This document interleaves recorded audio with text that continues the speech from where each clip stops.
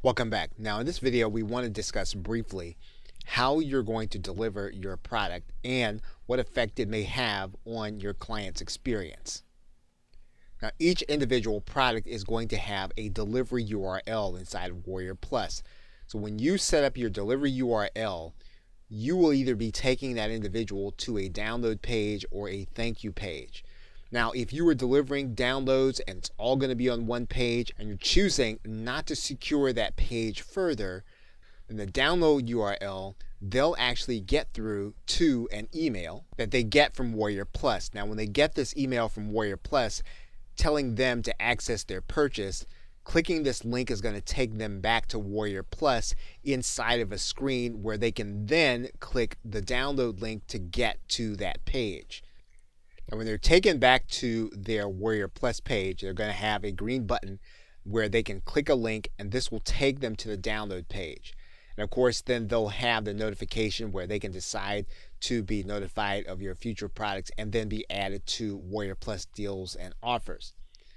If you're using some kind of third-party software like membership software, this is where information about that login will be in WarriorPlus when there is a direct integration. But for the most part, when all you're doing is delivering a download page, your client is going to come back to a page through their email to a button where they can click, and this will take them to their download page. Now, it's quite possible that you may choose to use one of the membership integrations that works directly with WarriorPlus. Now, when this is the case, you're going to be using their software in order to secure the product. What's going to happen is that this system, whether it's a member, Digital Access Pass, Infusionsoft, Kajabi, or Optimized Member, that system is going to send them an email with a login and password where they can get their content.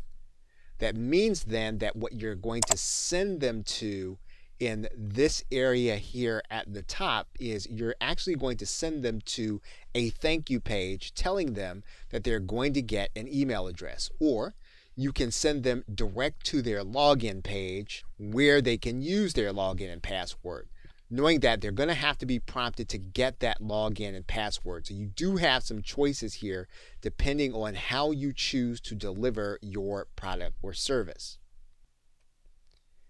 Now in a future video, we're going to walk through a test purchase, and that's the best way to understand exactly what your customer is going to experience when they purchase your product.